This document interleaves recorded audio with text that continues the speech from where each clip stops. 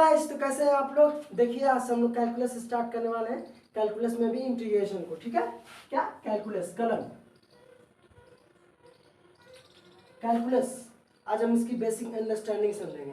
Calculus में दो चीजें हम लोग पढ़ते हैं। पहला होता है डिफरेंशिएशन,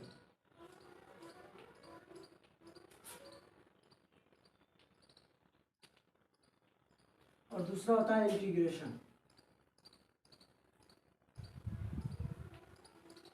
देखिए डिफरेंशिएशन का इस्तेमाल जो है रेट ऑफ चेंज निकालने के लिए होता है। किसी भी चीज का किसी भी सापेक्ष जब चेंज होता है तो उसको बोलते हैं रेट ऑफ चेंज, और उसी को निकालने के लिए डिफरेंशिएशन का इस्तेमाल होता है। पूरे मैथमेटिक्स में डिफरेंशिएशन का इस्तेमाल केवल एक चीज को निकालने के लिए होता है, वो होता है क्या, रेट ऑफ चेंज। और वो अगर ग्राफ आप लोग खींचेंगे तो उसमें आप लोग टेंजेंट निकालते हैं, वो भी डिफरेंशिएशन के इस्तेमाल से। लेकिन वो भी क्या होता है, रेट ऑफ चेंज किसमें, लेकिन ग्राफ में होता है। किस में होता है, ग्राफ में। जैसे आप लोग को इस तरह से ग्राफ दिया है, ये एक एफ एक्स कोई ग्राफ है, ठीक है, एफ एक्स का कोई ग्राफ है। तो इस पे जब आप लोग डिफरेंशिएशन किसी बिंदु पर करेंगे ना, तो इस तरह से एक स्लोप प्राप्त होती है। ये स्लोप भी एक चेंज दिखाता है, रेट ऑफ चेंज किसका, किसी एक सापेक्ष दूसरे में चेंज दिखाता है, ठीक। और इंटीग्रेशन का इस्तेमाल किस लिए करते हैं, तो इंटीग्रेशन का इस्तेमाल किसी अजीब तरह के एरिया को फाइंड आउट करने के लिए इंटीग्रेशन का इस्तेमाल करते हैं। इसको हिंदी में बोलते हैं क्या, समाकलन, समाकलन, और इसको बोलते हैं अवकलन, ठीक है। इन डिफरेंशिएशन, अवकलन, इंटीग्रेशन, समाकलन, ये हिंदी कोई मतलब नहीं है। डिफरेंशिएशन और इंटीग्रेशन, तो डिफरेंशिएशन का इस्तेमाल किस लिए किया जाता है, पूरे रेट ऑफ चेंज निकालने के लिए, चाहे पूरे फिजिक्स हो, पूरे फिजिक्स में ही रेट ऑफ चेंज होता है, और पूरे मैथमेटिक्स में भी। और इंटीग्रेशन का इस्तेमाल कहाँ पे होता है, तो पूरे समाकलन निकालने के लिए। किसी भी चीज का समाकलन मतलब अलग अलग बिंदु पे एक आकृति होगी, उसका एरिया फाइंड आउट करने के लिए इंटीग्रेशन का इस्तेमाल होता है। इसका भी फिजिक्स, केमिस्ट्री, मैथ तीनों में, इसका भी तीनों में, ठीक है। तो ये बेसिक कॉन्सेप्ट है आज के, कि डिफरेंशिएशन का इस्तेमाल रेट ऑफ चेंज के लिए और इंटीग्रेशन का इस्तेमाल किसी एरिया को फाइंड आउट करने के लिए होता है, ठीक है। अब एक बात और कर लेते हैं। इंटीग्रेशन का मतलब, डिफरेंशिएशन का मतलब कोई एक बिंदु प्राप्त होना। हमेशा डिफरेंशिएशन मोटा मोटा अगर देखा जाए तो डिफरेंशिएशन से हमेशा एक बिंदु प्राप्त होता है। क्या प्राप्त होता है, बिंदु। किसी भी पॉइंट का या किसी फंक्शन का आप जब डिफरेंशिएशन करेंगे तो उससे आप लोग को एक बिंदु मिलता है। लेकिन जब आप किसी पॉइंट का अगेन क्या कर देते हैं, इंटीग्रेशन, तो उससे एक एरिया मिलता है। तो इंटीग्रेशन क्या दिखाता है, एक एरिया, बड़ा सा एरिया। मोटे मोटे समझेंगे तो इंटीग्रेशन बड़ी चीज है और डिफरेंशिएशन छोटी चीज है। उसके हिसाब से नहीं, इसके हिसाब से डिफरेंशिएशन एक छोटी सी बिंदु मिलेगी। जब भी आप डिफरेंशिएशन किसी भी चीज का करें, अगर आप इस पूरे कमरे का, आप जिस भी कमरे में हो उसका डिफरेंशिएशन कर रहे हैं, तो आप लोग को किसी ना किसी कोने का एक बिंदु मिलेगा। लेकिन अगर हम उसी बिंदु का क्या कर रहे हैं, वापस से इंटीग्रेशन, तो आपको वापस से पूरा क्या मिल जाएगा, कमरा मिल जाएगा।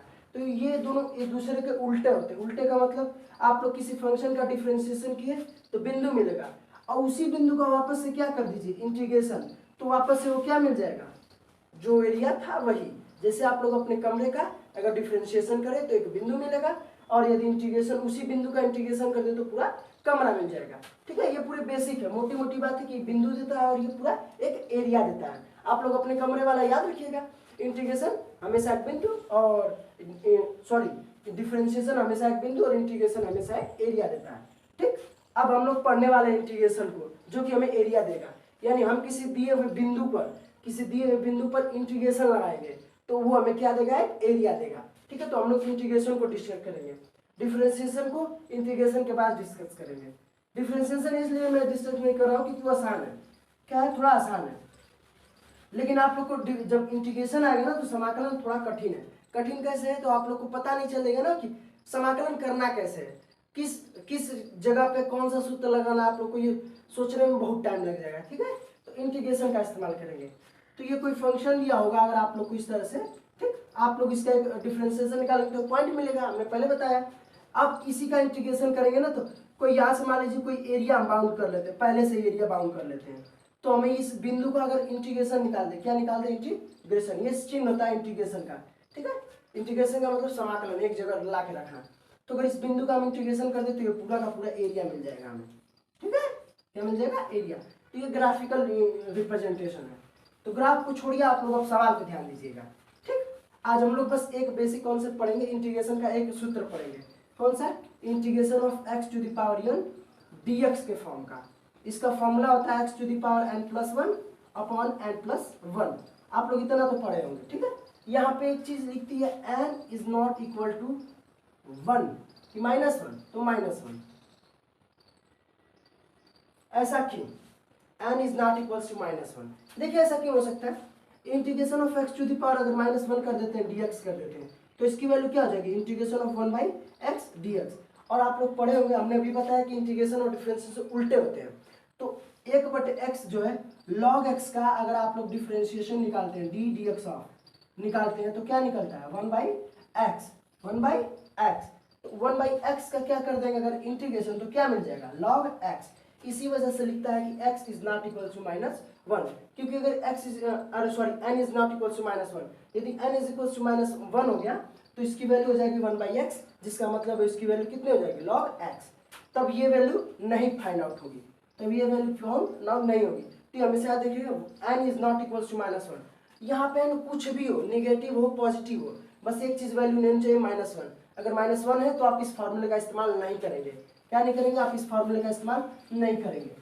अच्छा मान लीजिए इस फॉर्मूले का इस्तेमाल भी कर देते हैं, तो एक बार ध्यान से दीजिए, यहाँ पे -1 यहाँ पे 1 कितना हो जाएगा 0, और यहाँ पे -1 यहाँ पे 1 कितना हो जाएगा 0, कितना आ जाएगा इनफाइनाइट, जो कि आंसर गलत है।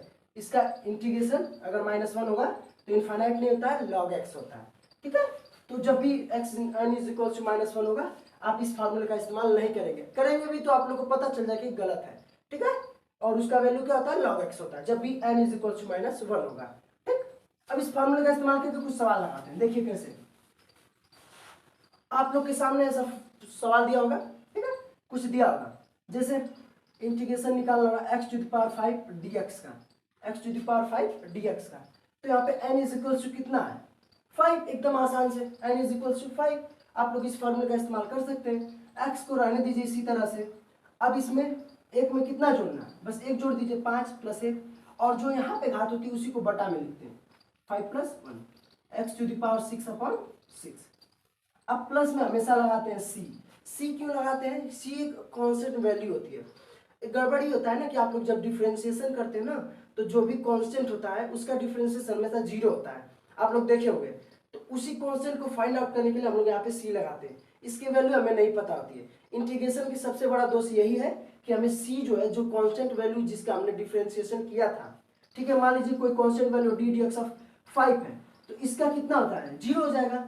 लेकिन हमें ये नहीं पता चलता है कि ये 5 ही यहाँ पे था, यहाँ पर 5 ही था जिसका डिफरेंशिएशन हमें 0 प्राप्त हुआ था। बस इंटीग्रेशन का यही दोष है, उसको हम लोग क्या लिख देते हैं c, और c को फाइंड आउट करने के लिए हम कुछ शर्त रख देते हैं तो c मिल जाता है, ठीक है। तो ये नहीं देखना है, हमेशा c लगाते जाना, हमेशा जितना इंटीग्रेशन करेंगे, ठीक है। अब इस फॉर्मूले पे और सवाल लगा रहे हैं, देखिए इसका आंसर क्या होगा आप लोग खुद से बता सकते हैं, x to the power 6 upon √x dx। जब भी आप लोग ऐसा कुछ भी दिखे बस फॉर्मूला यूज कीजिए। फॉर्मूला क्या, x to the power 6 upon, इसको हम लोग क्या लिख सकते हैं x to the power 1/2 dx लिख सकते हैं। बस जितना भी पावर में मिल जाए, जितना भी आप लोग पावर में बना सकते हैं, उसको पहले पावर में बनाने की कोशिश कीजिए ताकि फॉर्मूला हम लोग यूज कर सकें। तो यहाँ पे फिर से integration x to the power 6 है, तो x टू द पावर 6 है, और यहाँ पे देखिए -1/2 हो जाएगा, -1/2 dx, ठीक। घटाइए 6 दूनी 12 में से 11, x to the power 11/2 dx, इतना हो गया। अब सूत्र क्या कहता है कि इसमें तो जोड़िए और उतने से पूरी को भाग दे दीजिए, तो इस तरह से कर दीजिए। Integration of x to the power 11/2 + 1 upon 11 + 1, देखिए यहाँ पे ये हट जाता है, ठीक है, सूत्र के हिसाब से x टू द पावर है, तो जोड़िए x to the power 2 × 2 11 2 13 upon 2, और यहाँ पे हो जाएगा,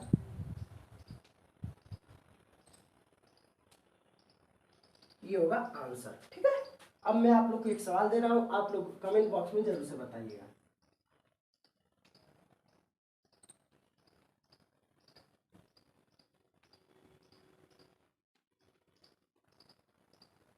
ठीक है, ये क्वेश्चन है, integration of x² upon √x to the power 3/2 dx, ठीक है, जरूर से बताइए। वीडियो अच्छी लगी तो लाइक सब्सक्राइब एंड शेयर जरूर से